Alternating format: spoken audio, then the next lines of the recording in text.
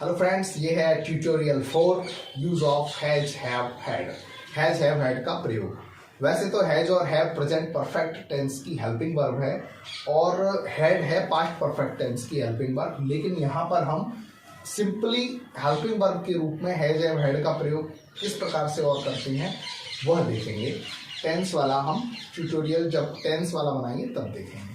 यहाँ पर has have had का प्रयोग हम करते हैं सिंपली अपने पोजीशन अधिकार बताने के लिए।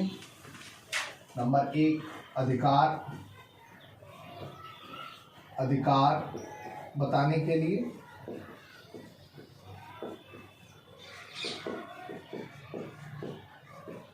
दूसरा है रिलेशन, रिश्तेदारी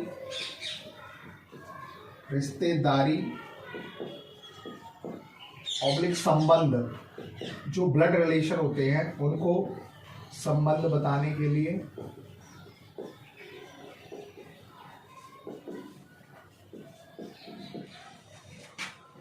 यह यहाँ पर मालिकाना हक, यानी हम किसी चीज के मालिक हैं वह बताने के लिए मालिकाना हक, इसके लिए भी हम यूज करते हैं हैज हैव हैड का। यहाँ पर हम समझें हैज का मतलब हैज और हैव का हम जो चीज आपके पास है के संबंध में यूज करते हैं, और हैड का प्रयोग करते हैं पास्ट टेंस के लिए या पास्ट था। यदि आपके पास पहले कोई चीज थी उसके संबंध में हैड का प्रयोग हम करते हैं। स्ट्रक्चर देखेंगे। सब्जेक्ट, स्ट्रक्चर है सब्जेक्ट प्लस हैज या हैव या हैड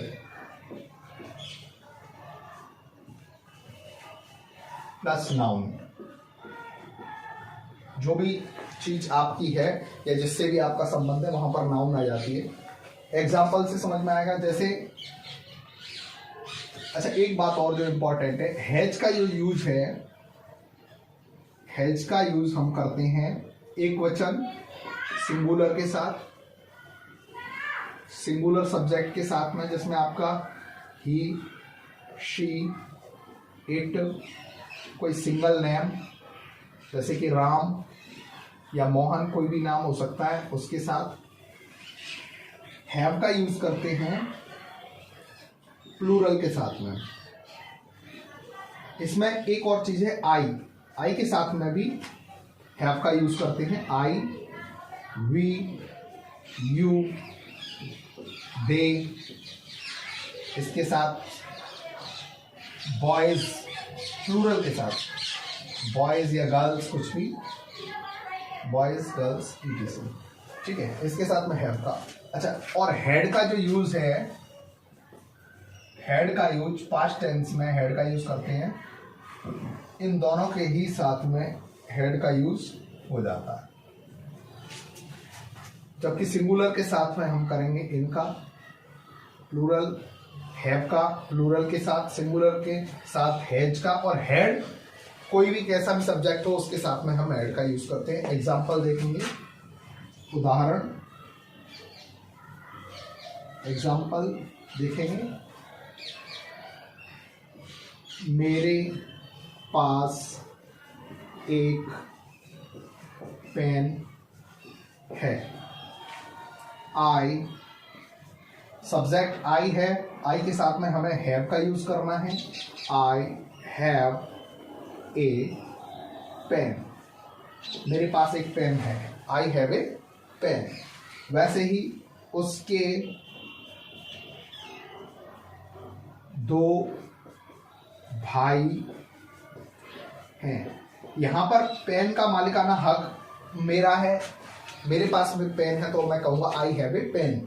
और ऐसे ही उसके दो भाई हैं, अगर उसके दो भाई हैं तो यहाँ पर हम रिलेशन, रिश्तेदारी, संबंध बताने के लिए यूज करेंगे। यहाँ पर उसके के लिए यदि लड़का है तो आएगा ही, लड़की है तो आएगा शी। मान लीजिए कि लड़का है तो ही के साथ में हैज आएगा, है तो he has two brothers। He has two brothers, उसके दो भाई हैं। मेरे पास एक पेन है, मालिकाना हक यदि बता रहे हैं तो मालिकाना हक हो गया, यह अपना अधिकार बताने के लिए, तो आई हैव ए पेन। और यहाँ पर हमने संबंध का एक रिलेशन का देखा है, उसके दो भाई हैं, तो ही हैज टू ब्रदर्स। और भी एग्जांपल्स देखिए, हमारे पास दो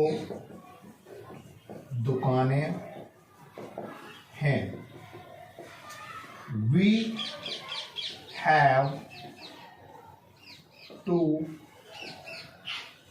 shops. ओके, इसके बाद मेरे या मेरी एक बहन है। I have a sister. मेरी एक बहन है, आई हैव ए सिस्टर। यहाँ पर यदि हम पास था, ये तो मेरे पास है, अगर यहीं पर हमारे पास दो दुकानें थी होता तो हो जाता वी हैड टू शॉप्स। ये हो गया। इसके बाद देखेंगे, अब हैड का यूज देखेंगे हम। यहाँ पर हैड का यूज किस तरीके से करना है। हमारे पास एक बड़ा घर था, तो वी, यहां पर था आ गया ना, था से पता चल गया कि हमें हैड का यूज करना है। We had a big house. We had a big house, हमारे पास एक बड़ा घर था। ठीक है। इसके बाद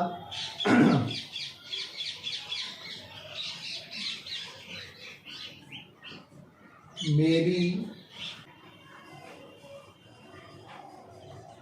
चाची के दो लड़के हैं, तो my aunt has two sons. मेरी चाची के दो लड़के हैं, तो my aunt has two sons, दो बेटे हैं। ठीक है। हमारे पास एक बड़ा घर था, यहाँ पर हेड आ गया।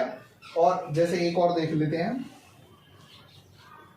उसका एक भाई था। शी, लड़की है तो शी है ना, लड़का होगा तो ही। सी, था आ गया, था के लिए had. She had a brother, उसका एक भाई था। यहाँ पर हमने हैज हैव हैड का प्रयोग किस प्रकार से मालिकाना हक और रिलेशन, संबंध को बताने के लिए करते हैं, यह सीखा है। अभी हमने देखा अफर्मेटिव सेंटेंस यानी साधारण वाक्य बनाने के लिए किस प्रकार से हमें, ये अफर्मेटिव के लिए है, AFFIR, अफर्मेटिव साधारण वाक्य के लिए स्ट्रक्चर हो गया।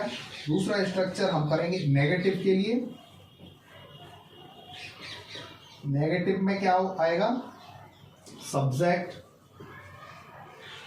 प्लस हैज या हैव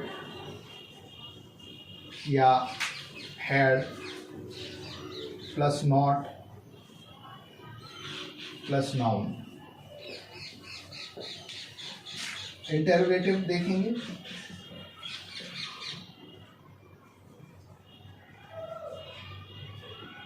इंटरोगेटिव में देखेंगे हेल्पिंग वर्ब आगे आ जाएगी, हैज या हैव या had plus subject plus noun question mark. इस प्रकार से हम इसके अलग से एक एक का हम तीनों प्रकार के सेंटेंस बना के देखते हैं। एग्जाम्पल,